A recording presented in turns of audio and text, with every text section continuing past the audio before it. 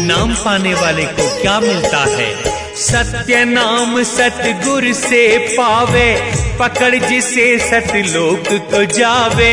धर्मराज सिर उसे झुकावे, नाम ध्यान में जो हंस समावे। साधु सत्साहेब सत्साहेब सत्साहेब सत्साहेब। जय सतगुरु साईं अरुण जी महाराज को कोटि कोटि प्रणाम। जय सतगुरु कबीर साहिब जी को कोटि कोटि प्रणाम। जय सतगुरु रविदास जी महाराज को कोटि कोटि प्रणाम। जय सतगुरु नानक साहिब को कोटि कोटि प्रणाम। जय सतगुरु बाबा रामदेव मेघवाल को मेरा कोटि कोटि प्रणाम। जय सतगुरु भगवान बुद्ध को मेरा कोटि कोटि प्रणाम। सत्साहेब, आप सभी भक्तजनों, प्रेमियों, साधु संतों, छोटे बड़े, माताओं बहनों और सारी मानव जाति को मेरा कोटि कोटि प्रणाम। सारी जीव जाति को मेरा कोटि कोटि प्रणाम।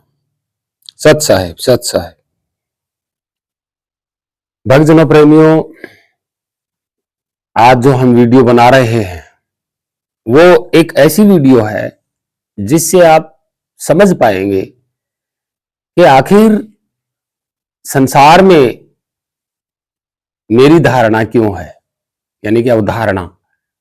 आप खुद समझेंगे इस बात को। आप मन में अपने सोचेंगे कि मैं संसार में धारणा और अवधारणाओं में क्यों फंसा हुआ हूं। सबसे बड़ा कारण है हम आज आपको बताएंगे, और बताएंगे कि सतगुरु कबीर साहिब का अध्यात्म मार्ग और मेरा अपना मार्ग एक है। तो मार्ग का मतलब रास्ता होता है और द्वार का मतलब भी रास्ता होता है, ये सत्य है। और सतगुरु कबीर साहिब क्यों कह रहे हैं कि अपने निज स्वरूप को ढूंढो, आज इस पे पूरी बात बताऊंगा मैं। और जो आपके मन में है ना, आत्मा और परमात्मा की अवधारणा, तो आप इस संसार में पाखंड भक्ति कर रहे हो, मंत्र जाप कर रहे हो, नाम जाप कर रहे हो, देवताओं को पूज रहे हो, मूर्तियों को पूज रहे हो। यही अवधारणा है जो आपको इसी संसार में रखेगी, ये सत्य है। आज हम इस बात पे पूरी बात करेंगे। और सतगुरु कबीर साहिब की वाणी है और उसको भी ध्यान से सुनना और समझना। और इसमें अहम बात तो यह है कि इस संसार में आप अपने लिए क्या करते हो, दूसरों के लिए क्या करते हो। कौन दूसरों के लिए करता है, कौन अपने लिए करता है, इस पूरी पृथ्वी पर आप नहीं जानते। पूरी पृथ्वी के मानव जातियों में 1% लोग भी नहीं हैं जो अपने लिए करते हैं, खुद के लिए करते हैं। और ये सत्य है, जो अपने लिए करता है वो तो बात ही अलग होती है। चलिए इस बात पे शुरू करेंगे, इस बात को कि आज इस पूरी पृथ्वी पे कौन अपने लिए करता है, कौन दूसरों के लिए करता है, कौन है, इसी पे बात करेंगे। तो सतगुरु कबीर साहिब की वाणी है कि ये निजक की वाणी है कि सृष्टि गई जहें राय, सृष्टि गई जहें राय, दृष्टि करी देख ही ले, कि दृष्टि करी देख ही ले। चिन्हो करो विचार, दयानिधि कहां विराजे। चिन्हो करो विचार, दयानिधि कहां विराजे। कहां पुरुष के देश, कहां बैठे बिलगाजे। बिलगाजे का मतलब क्या होता है? बिलगाजे प्राचीन शब्द है। बिलगाजे का हमारे यहां तो बहुत प्रचलित, आज भी बोलते हैं। जब कोई जानवर है, कोई पशु है, पक्षी है, या कोई छोटा बच्चा है, जब जेठ के महीने में और जब धूप में लू लगती है तो वो प्यास के मारे बिलबिला उठते हैं, मतलब बिलबिला उठते हैं। ये बिलगाजे का मतलब बिलबिलाना होता है। जब लगी नैन ने देखिए, तब लगी हिये ने जुड़ाए। जब तक नैन ने देखिए, जब लगी नैन ने देखिए, नैन का मतलब क्या है? सूक्ष्मता से, उस सूक्ष्म दृष्टि से। तब लगी हिये ने जुड़ाए, तब लग हृदय से नहीं जुड़ेगा। और हृदय कौन है? आपका चित्त, आपका मन ही चित्त है। जल बिन मीन कंत बिन बिरहन, तल्फी तल्फी जिए जाए। तल्फी का मतलब तड़फना होता है। बाढ़े विरह विरोग, रोग कहू ना चिन्हा। जो रोग है आपका, वो शारीरिक रोग के लिए नहीं बोला इन्होंने। इन्होंने ये बताया है कि जो आप परमात्मा की जो अवधारणा आप बाहर संसार में लिए बैठे हो, वो आपका रोग है। तो कोई भक्त होता है, वो बाहर परमात्मा की अवधारणा लिए बैठा हुआ है, वो उसका रोग है। क्या? परमात्मा से मिलने का। और रोग कहू ना चीना, रोग कहू ना चीना का मतलब होता है वो रोग है कौन सा? जिसको आपने चिना ही नहीं, आपने चुना ही नहीं। चिन्हा का मतलब चुनना। घर घर बाढ़े वैद, रोग अधिका रची दीना। कि घर घर वैद बैठे हुए हैं और अनेकों रोग बता दिए। जैसे आज इस शरीर पे कितने रोग लगे हुए हैं, कितने रोग लग जाते हैं, नए नए नाम मिलते हैं रोगों के। डॉक्टर कौन होते हैं? वैद्य तो होते हैं। तो इस शरीर के लिए तो अनेकों रोगों का नाम बता दिया, लेकिन असली जो रोग है आपका, उसका नाम कोई बताने वाला नहीं है। उस दवाई का नाम कोई बताने वाला नहीं।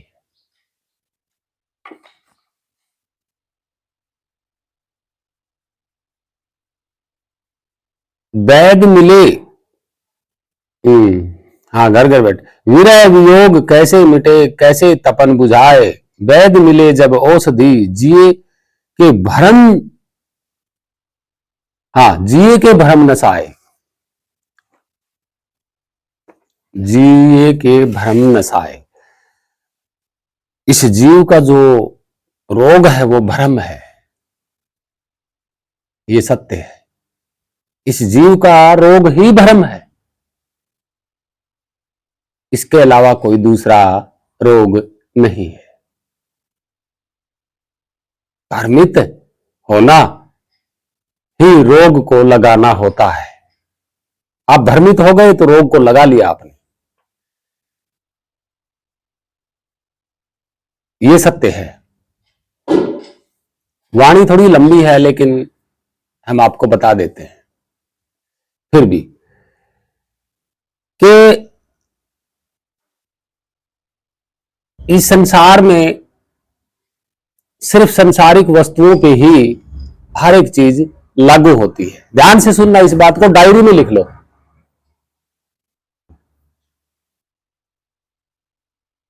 नोट कर लो, लिख लो अच्छी तरह से जो मैं अभी बता रहा हूं। पहली बात, कोई भी संसारिक चीज होती है, उसके ऊपर संसार के हर नियम लागू होते हैं। ये डब्बा है और ये संसार में बना है, संसारिक वस्तु है, पदार्थ है, ठीक है। अगर इसको आप सर्दी में रखोगे तो ये ठंडी हो जाएगी। अब धूप में, गर्मियों में धूप में रख दोगे तो ये गर्म हो जाएगी। भले ये खुद महसूस करे या ना करे, लेकिन नियम हर लागू है इसके ऊपर, इस वस्तु पे। ये गलेगी सड़ेगी, वो भी इसके ऊपर लागू है।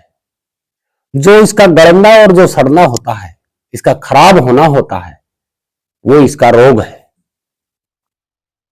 वो इसका रोग है। तो रोग किस पे नहीं लगता बताइए? इस संसार में लगता है।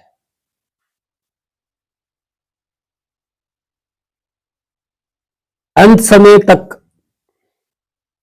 बूढ़ा होकर के, यानी कि ये शरीर बिल्कुल बूढ़ा हो जाता है, तब ये शरीर छोड़ देता है जीव। तो बूढ़ा होना क्या है? ये भी एक रोग है। बूढ़ा होना भी एक रोग है। जरूरी नहीं है कि कोई और बीमारी हो जाए, नहीं, कोई जरूरी नहीं है। बूढ़ा होना ही सबसे बड़ा रोग है। तो ऐसी कौन सी वस्तु है जिस पे रोग नहीं? संसारिक का कोई नियम, या नियम ही रोग है। इस प्रकृति और समय का जो नियम है वही रोग है, वही रोग है। और इसके नियम कभी बदलते नहीं है। बदलेंगे नहीं तो ये रोग कभी ठीक नहीं होंगे। बिल्कुल ये सत्य है। तो ध्यान से सुनना।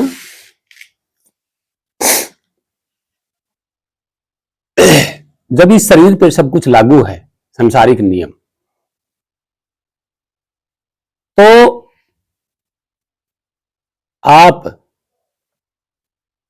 ये सोचिएगा कि ये आखिर शरीर ही मैं हूं या शरीर के अलावा मैं कोई और हूं। ये सोचना बहुत जरूरी है अध्यात्म मार्ग में। क्यों सोचना जरूरी है? कि कोई कहता है, हर कोई कहता है कि मुझे रोग हो गया, या कोई बीमारी हो जाती है तो बोल देते हैं मुझे रोग हो गया। और किसी को कोई चोट लग जाती है या पीड़ा हो जाती है शरीर को, तो कहते हैं कि मेरे शरीर को चोट लगी या कुछ हो गया। एक तरफ तो कहते हैं कि मेरा शरीर, एक तरफ मान के बैठे हुए हैं कि मैं ही शरीर हूं, दूसरा कोई नहीं है। और बाहर जो है परमात्मा की अवधारणा कर ली, ईश्वर, परमात्मा, प्रभु, परमेश्वर, भगवान, बाहर इनकी अवधारणा कर ली।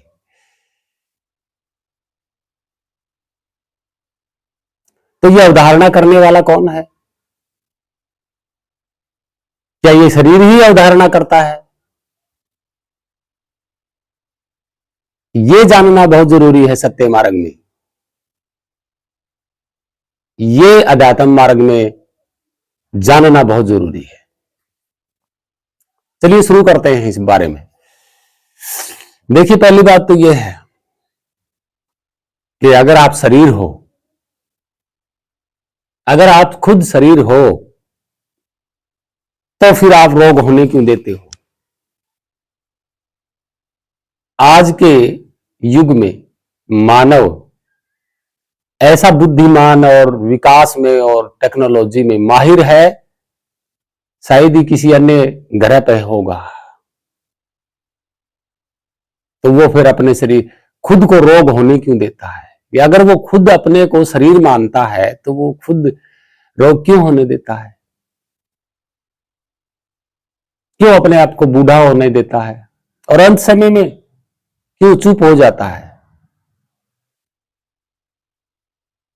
अगर वो खुद शरीर है तो उसको तो पता है, अगर खुद शरीर है तो अंत समय में शरीर तो यही रहता है, नरक या सतलोक में तो कहीं जाता नहीं है। कहीं नहीं जाता है, तो फिर भक्ति करने की क्या जरूरत है? क्यों भक्ति कर रहे हैं, क्यों परमात्मा की अवधारणा कर रहे हैं? बताइए जरा, सोचिए इस बात को। अगर कोई मानस मनुष्य ये सोचता है कि भाई मैं शरीर हूं, तो उसे भक्ति करने की क्या जरूरत है? अंत समय में तो शरीर यही रहता है।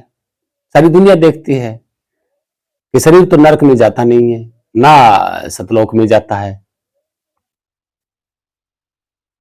बिल्कुल नहीं जाता है। ये तो आज भी देख रहे हैं, हम भी देख रहे हैं, आप भी देख रहे हैं। शरीर तो किसी का नरक स्वर्ग में जाता नहीं है।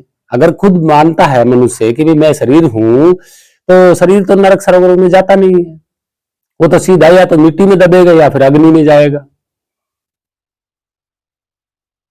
तो फिर भक्ति करने की क्या जरूरत है? कोई जरूरत नहीं है भाई। अगर मनुष्य सोचता है कि मैं शरीर हूं, तो उसे भक्ति करने की क्या जरूरत है? उसको जीते जी पता होता है कि भी परिवार वाले या तो मुझे गाड़ेंगे या फिर जलाएंगे, और मैं तो यहीं रह जाऊंगा इनके हाथों में ही। ऐसा नहीं है, ये एक भ्रम है, ये भी एक भ्रम है। दूसरा कोई और सोचता है कि भी मैं शरीर नहीं हूं, मैं कोई और हूं। और हालांकि ये सबको पता है, क्योंकि सबके अंदर ये अवधारणा हो चुकी है। किसी के मुख से कहो सुनोगे, या किसी के भी मुख से सुनोगे, कहेंगे कि ये नरक में जाएगा, ये स्वर्ग में जाएगा, या सतलोक में जाएगा, या फिर इसकी ये खुद भटकता रहेगा शरीर छोड़ने के बाद आत्मा बन के। ये तो सुना होगा आपने। तो फिर अपने आप को शरीर क्यों मानता है? अगर शरीर के अलावा वो दूसरे कोई और अपने को मानता है, तो फिर शरीर को क्यों कहता है कि भी मैं शरीर हूं? अगर भटकता है, भाई अंत समय में भटकता है, शरीर छोड़ने के बाद कोई कहता है कि भाई मैं शरीर नहीं हूं, और अंत समय में अगर कोई भटकता है आत्मा बन के शरीर छोड़ने के बाद, ठीक है, तो वो यहां कर किसके लिए रहा है? जरा सोचिए, जरा सोचिए, वो यहां कर किसके लिए रहा है?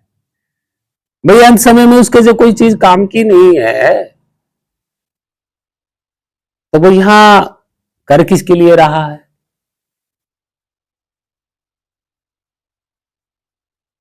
जब अंत समय में उसका भटकना ही है, तो इस शरीर को लेकर के इस संसार में अब ये किसके लिए कर रहा है?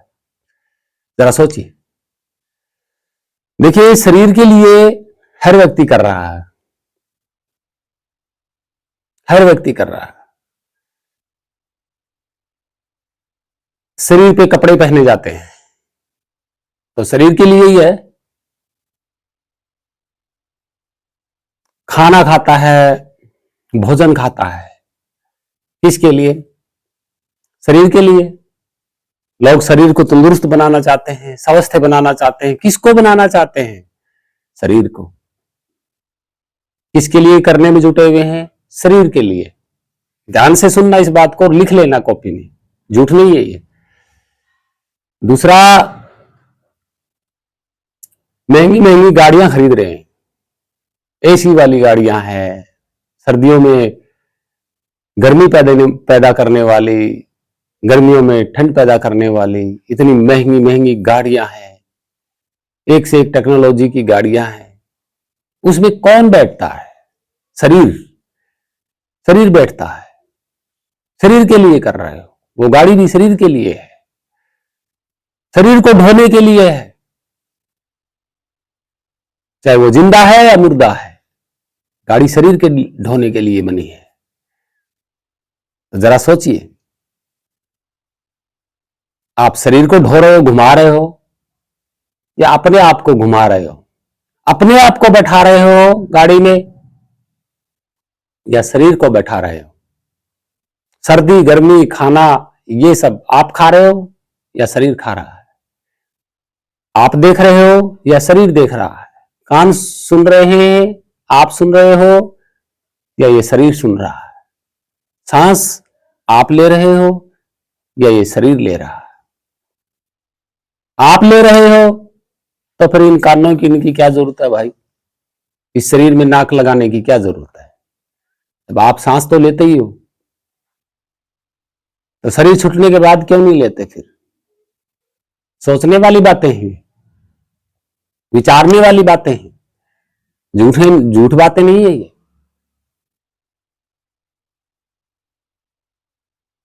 तो जरा सोचिए, हवाई जहाज में घूम रहे हो, कहीं जा रहे हो, तो जा कौन रहा है, घूम कौन रहा है?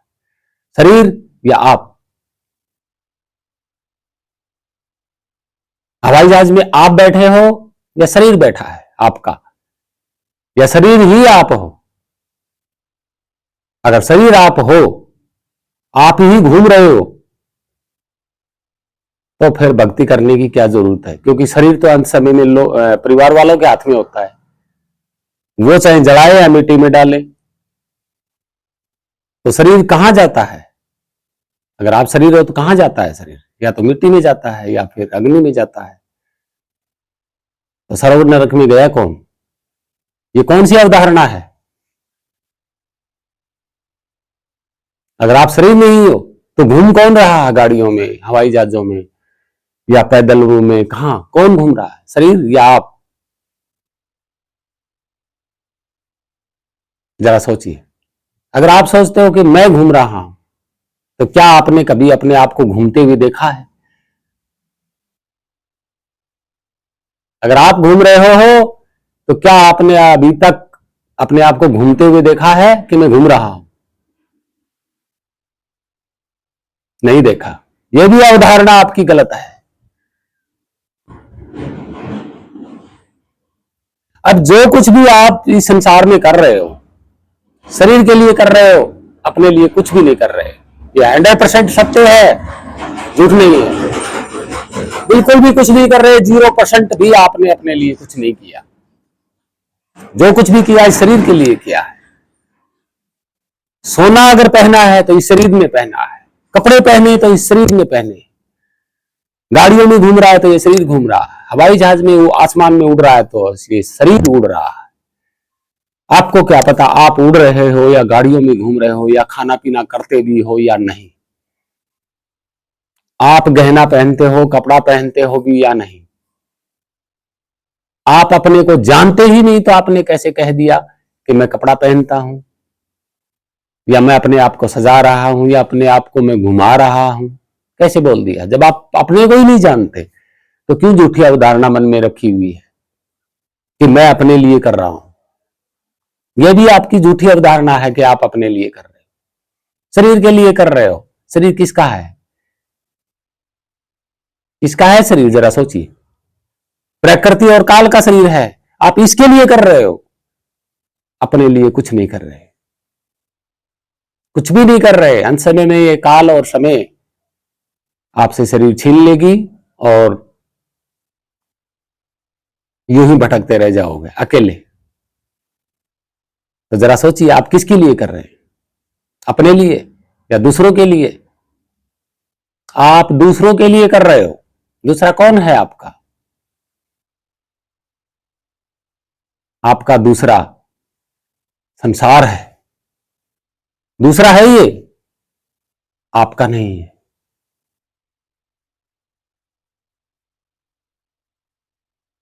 आपका नहीं है, ये सत्य है। ये शरीर भी संसार का है, प्रकृति और समय का है। तो आप किसके लिए कर रहे हो? प्रकृति और समय के लिए कर रहे हो, काल के लिए कर रहे हो। आप शरीर के लिए कर रहे हो तो इसका मतलब प्रकृति और समय के लिए कर रहे हो।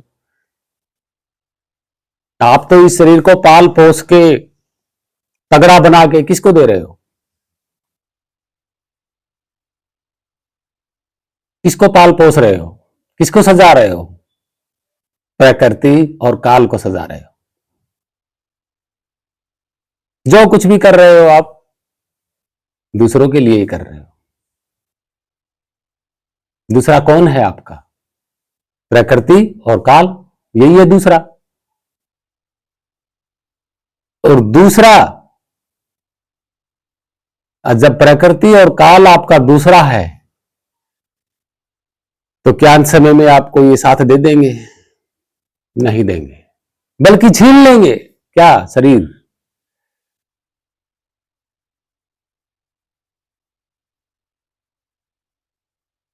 आप सोच सकते हैं। अब अपना कौन है? अपने लिए क्या है वो जरा सुनिए। अपने लिए क्या है? जितने प्राणीधारी हैं, जीव हैं,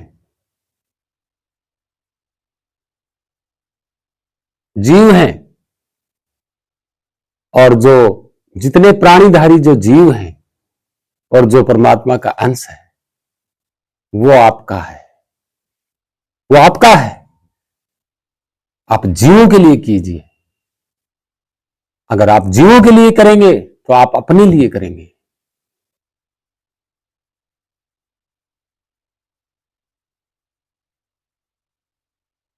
जीवों को एक पल के लिए भी सुख अगर आप दोगे तो आप अपने लिए करोगे। क्यों? क्यों करोगे अपने लिए? क्योंकि आपका जो स्वरूप है वही स्वरूप अन्य जीवों में भी है, अन्य प्राणियों शरीरधारियों में भी है। वो आपका अपना है। ये सत्य है। लेकिन आप सोचते हो कि शरीर मेरा है और मैं अपने शरीर के लिए जो मर्जी करूं, तो आप अपने लिए नहीं कर रहे, दूसरों के लिए कर रहे। और आपका अपना कौन है? जो हर प्राणी में विद्यमान है, वो आपका अपना है। क्या? स्वरूप, निज स्वरूप, रियल, ओरिजिनल, वो आपका है। वो उनका, उनमें होते हुए भी आपका है और इस शरीर में होते भी आप खुद हो, वो भी आप ही हो। और जो अन्य प्राणियों में है वो भी आप ही का स्वरूप है। आपका स्वरूप क्या होता है? अपना, निज। तो जरा सोचिए, आप संसार में किसके लिए कर रहे हो? अपने लिए या दूसरों के लिए? दूसरों के लिए कर रहे हो तो दूसरे तो आपको अंत समय में साथ नहीं देंगे। ये शरीर बोल रहे हो कि मेरा मेरा शरीर, मेरा शरीर। ये तेरा जो शरीर है ये तो हो गया ना दूसरा, दो तो हो गए। अब ये वस्तु है, मैं कहूंगा कि ये वस्तु मेरी है, ठीक है, लेकिन मैं और ये वस्तु दो हो गई ना, दो तो हैं भाई। ये वस्तु, मैं कहूंगा कि ये वस्तु मेरी है, ठीक है, मेरी वस्तु। तो ये वस्तु और मैं दो हो गए। और दो क्या होते हैं? दूसरा। एक और दो, पहला और दूसरा। पहला और दूसरा। पहला कौन होता है? कहने वाला। कौन? कि मेरी। और दूसरा कौन होता है? वस्तु, यानी कि दो। तो ये तो दूसरा है और दूसरों के लिए कर रहे हो, दूसरे के लिए कर रहे हो। दूसरा कौन है? शरीर। ये प्रकृति और समय है। आप तो प्रकृति और समय को पालने पोषने में लगे हुए हो। अपने आप को कब पाला, कब पोसा?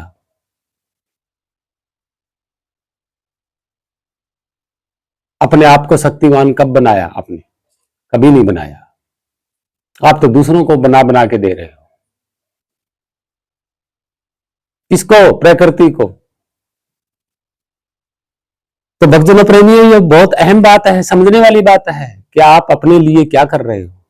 अपने लिए आप तब करोगे जब आप ये समझ जाओगे कि इस शरीर के अलावा मैं कौन हूं, या मैं कोई और हूं तो मेरा रंग रूप क्या है, या मैं शरीर हूं तो फिर मैं भक्ति क्यों करूं? क्योंकि शरीर तो परिवार वालों के हाथ में होता है। वो भेजेंगे नरक स्वर्ग तो लास्ट में शरीर को, कि उनको क्या करना है, मिट्टी में दाबना है या जलाना है। भाई स्वर्ग नरक तो परिवार वालों के हाथ में होता है ना शरीर के लिए। उस शो पीस में रखेंगे या सुरक्षित रखेंगे या क्या करेंगे? अगर आप अपने आप को शरीर मानते हो तो वो तो परिवार वालों के हाथ में होता है। क्या करेंगे? कौन सी जगह करेंगे? सुख वाली जगह पे रखेंगे या दुख वाली जगह पे रखेंगे, वो तो सौरभ नरभ तो उनके हाथ में हो गया। फिर आप भक्ति क्यों कर रहे हो? क्यों कर रहे हो भक्ति?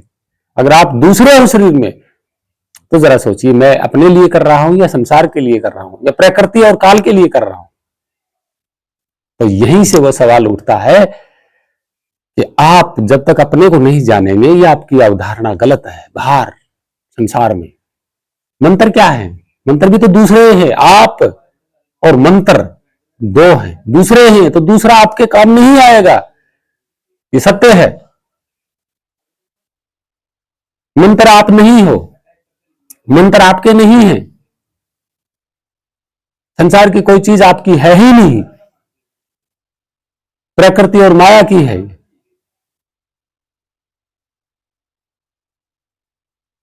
कोई भी चीज हो, प्रकृति और माया की, प्रकृति और समय की है, काल की है, आपकी है ही नहीं। तो आपका मंत्र कैसे हो जाएगा जो आपके साथ जाएगा? बताइए जरा, सोचिए, विचारिए। दूसरा एक और है कि जब आप नहीं हो ये शरीर, तो फिर आपको ये जानना जरूरी है कि फिर परमात्मा कौन हो सकता है? कौन हो सकता है? इसका भेद आपको लगाना होगा।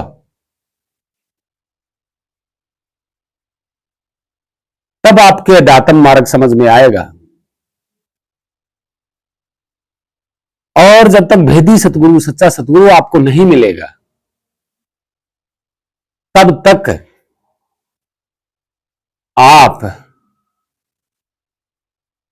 की जो अवधारणा है आत्मा परमात्मा की, ईश्वर परमेश्वर की, वो 100% झूठी है, बिल्कुल झूठी है। क्योंकि आप समझ ही नहीं पा रहे कि मैं कर किसके लिए रहा हूं। संसार के लिए कर रहा हूं या बाहरी वस्तुओं के लिए कर रहा हूं? मंत्र मेरे क्या लगते हैं, बाहर वाली चीज मेरी क्या लगती है? क्योंकि अवधारणा तो आपकी बाहर है, संसार में। आपने संसार में कहीं अन्य जगहों पर परमात्मा को मान लिया, तो बाहर है ना आपसे, और जो आपसे अलग है वो दूसरा है।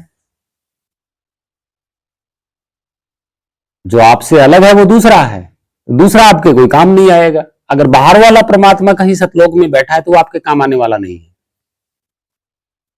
परमेश्वर, ईश्वर, प्रभु जो कुछ भी है, अगर आपके अलग से कोई बैठा हुआ है इस सृष्टि को चलाने वाला, वो आपका काम का नहीं है। वो आपको मुक्त कर ही नहीं सकता। ये सत्य है, इसमें कोई झूठ नहीं है। आप जितना मर्जी पुकारिए, जितना मर्जी मंत्र जपिए, किसी का भी मंत्र जपिए, किसी का भी, आप की अंत समय में मदद करने वाला नहीं है, आपको मुक्त करने वाला है ही नहीं। जो आपके अलावा, देखिए, आपके अलावा ये शरीर है, ये आपकी मदद नहीं करता है, अंत समय में नहीं करता ना। आपके अलावा ये संसार है, संसार के मनुष्य हैं, संसार, आपके अलावा ये जमीन जायदाद भी है, आपके अलावा गाड़ियां घोड़ा भी है, आपके अलावा रुपया पैसा भी है। अंत समय में आपकी कौन सा मदद करता है?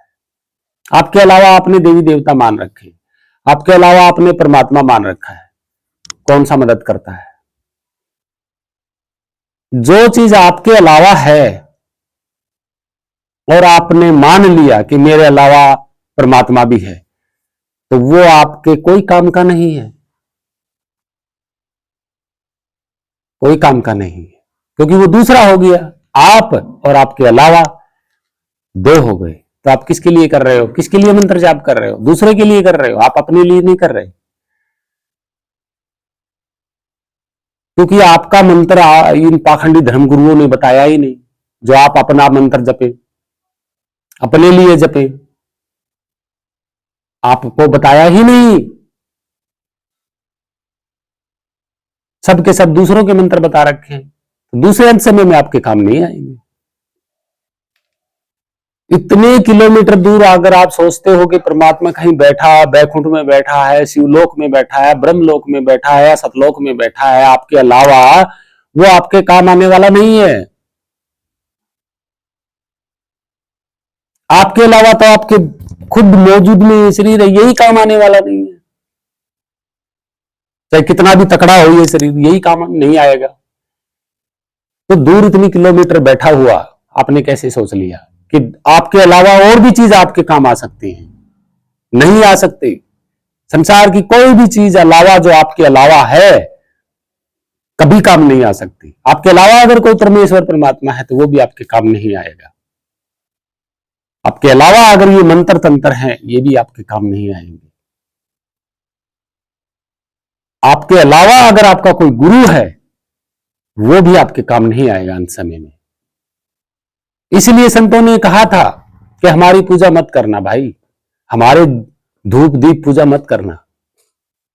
इसलिए उन्होंने मूर्ति का विरोध किया था। तो आपके अलावा अगर कोई चीज है इस संसार की, कोई भी वस्तु, अंत समय में कोई काम नहीं आएगी। ये सत्य है। और भक्तजनों, प्रेमियों, ये थी वो बात जिसको आप सोच सकते हैं, समझ सकते हैं। तो आप ऐसे सच्चे सतगुरु की शरण में जाएं जो आपका मंत्र आपको बताए, तब आप अपने लिए सब कुछ करोगे। मंत्र या भेद या जो कुछ भी है, वो अगर आपका कोई बताता है, आपके बारे में, शरीर के बारे में नहीं, बाहर वालों के बारे में नहीं, आपके बारे में अगर कोई बताता है, वही सच्चा सतगुरु है। तभी आप अपने लिए कर पाएंगे। अभी तो आप धार्मिक अवधारणाओं में, परमात्मा ईश्वर भगवान की अवधारणाओं में, मंत्रों की अवधारणाओं में, देवी देवताओं की अवधारणाओं में, भजन कीर्तन आरती, इनकी अवधारणाओं में, पूजा पाठ की अवधारणाओं में, और धन की शक्ति में, जमीन की शक्ति में, ताकत में, गाड़ी घोड़ों की ताकत में, राजनीति की ताकत में, यहां बड़ी बड़ी सरकारी नौकरियों की पोस्ट की ताकत में, गाड़ी घोड़े बंगले, इनकी ताकत में आपकी अवधारणा है कि ये मेरे काम आ जाएंगे अंत समय में। लेकिन ये तो दूसरे हैं। आप और वस्तुएं दो हो गई ना, तो पहला और दूसरा। तो दूसरा आपको क्या काम आएगा? क्या पता क्या काम आएगा, आएगा या नहीं आएगा। आज तक तो संसार में किसी के काम आया नहीं, तो आपके कैसे काम आ जाएगा? जब आज तक किसी के संसार में काम नहीं आया, तो क्या भाई आपके लिए ये काल और प्रकृति नियम थोड़ी ना पलट देंगे आप अकेले के लिए? भी आज तक इतने संसार में पैदा हुए, उनके लिए काल ने और प्रकृति ने नियम नहीं पलटे, आपके लिए कैसे पलट देगा कि कोई चीज आपको दे देगा और आप साथ में लेके चले जाएंगे? ऐसा नहीं है। ये सत्य है। जरा सोचिए, विचारिए, क्या आप दूसरों के लिए कर रहे हो, या अपने लिए कर रहे हो, या आप अपना मंत्र जप रहे हो, या आप दूसरों का मंत्र जप रहे हो? दूसरा कौन होता है? दूसरा अपना नहीं होता है। दूसरा ही हो गया जिद अपना कैसे हो गया? अपना तो एक ही है। कौन? वही स्वरूप। वो आप ही हो एक, उसके अलावा दूसरा स्वरूप नहीं है। वही स्वरूप सभी मानव जाति, अन्य सभी प्राणियों में विद्यमान है। वो एक है, दो नहीं है। और यहां आपने दो की धर्म अवधारणा में भटक रहे हो, भ्रमित हो रहे हो, और भ्रमित आपका रोग है। भ्रमित ही आपका रोग है। आप कहते हो कि रोग लग गया, अरे शरीर पे लागू ही ये सारी चीजें। रोग, चोट, कटना, फटना, गलना, सड़ना, ये सब संसारिक वस्तुओं पे लागू है। आपने कब मान लिया कि ये सब मेरे पूर्व लागू हैं? क्या आप अपने आप को जान लिया आपने कि ये सारी चीजें मुझ पे ही लागू हैं? कब जान लिया आपने अपने आप को? अरे भाई, अपने आप को जिस दिन आप जान लोगे ना तो पता चल जाएगा कि संसार की कोई नियम मुझ पे लागू ही नहीं है, कभी हुआ ही नहीं कभी। ये संसार तो बहुत बाद में बना है, मेरा जन्म तो आदि अनादि काल से है। ये जान जाओगे आप ये जान जाओगे कि भी मेरा जन्म तो कभी हुआ ही नहीं, और ये काल और ये समय प्रकृति ये तो मेरे जन्म के बाद ये तो मेरे से बहुत बाद में बने हैं। आप ये सारा जान जाओगे, और जो कुछ भी लागू है वो इस शरीर पे लागू है, मुझ पे तो कुछ लागू ही नहीं है। ये है असली अध्यात्म, और यही भेद बताने के लिए आपको किसी सच्चे सतगुरु की शरण में जाना ही होगा। नहीं तो आप दूसरों का करते रहेंगे, अपने लिए कुछ नहीं कर पाएंगे, अंत समय में दूसरों के ही काम में उलझते रह जाओगे। दूसरे कौन है? संसार है पूरा का पूरा। संसार में कौन सी चीज ऐसी है जो आपकी है? ना जमीन, ना जायदाद, ना घोड़े, ना गाड़ी, ना बंगला, ना हवाई जहाज, ना रुपया, ना धन पैसा, ना शरीर, ना कपड़ा लत्ता, कुछ नहीं है। ये सब दूसरे हैं। तो भक्तजनों प्रेमियों, जरा सोचिएगा, और यही हमारा मार्ग है, यही हमारा अध्यात्म है, मेरा खुद का अध्यात्म है। इसलिए हम कहते हैं कि सतगुरु कबीर साहिब का अध्यात्म मार्ग और मेरा मार्ग एक है। जो उन्होंने कहा वो मैं समझ चुका हूं, और जो उन्होंने बताया उसको मैं जान चुका हूं। मैं कैसे मान लूंगा कि इस संसार की कोई चीज मेरी है? नहीं है। और आज भी मैं बैठा बैठा वीडियो के माध्यम से जीवों के लिए कर रहा हूं, क्योंकि जीव ही मेरा स्वरूप है। मैं उनका स्वरूप हूं, वो मेरे स्वरूप है। इसीलिए मैं उन जीवों के लिए ये सत्य बात बताने जा रहा हूं, और ये सत्य बात ही मेरा अपना काम है। और मैं अपनों को बता रहा हूं। अपने कौन है? वो जीव, मेरा स्वरूप, वो मेरे अपने हैं। मैं ही हूं वो जो है वो मैं हूं, और जो मैं हूं वो है। यही सत्य है। और बाहर की अवधारणाओं में तो आप दूसरों की अवधारणाओं में हो, अपनी अवधारणा में नहीं हो। अपनी अवधारणा सोचिए, अपनी अवधारणा में जाइए, क्या सत्य है, क्या झूठ है। जब आप अपनी अवधारणा को जान लेंगे तो पता चल जाएगा कि मैं तो दूसरों के लिए कर रहा हूं, अपने लिए कुछ नहीं किया। तो भक्तजनों प्रेमियों, ये बहुत अटपटी बात है, अगर समझ गए तो सत्य की ओर बढ़ोगे, और सत्य मार्ग पे ही चलना, सत्य तक पहुंचना होता है। तो आशा करता हूं भक्तजनों प्रेमी साधु संतों, आप सभी को प्रणाम, कोटि कोटि प्रणाम, पूरी मानव जाति को कोटि कोटि प्रणाम। ऐसी सत्य वीडियो आगे से आगे शेयर भी कीजिए, और कोई सवाल अगर मन में है तो कमेंट में जरूर लिखिएगा, हम बताएंगे। आप सभी साधु संतों, महान संतों को मेरा कोटि कोटि प्रणाम, पूरी मानव जाति को कोटि कोटि प्रणाम, छोटे बड़े सभी जीव जाति को मेरा कोटि कोटि प्रणाम। सत साई, वंदे मातरम, जय भारत माता, जय पृथ्वी माता, सत साई।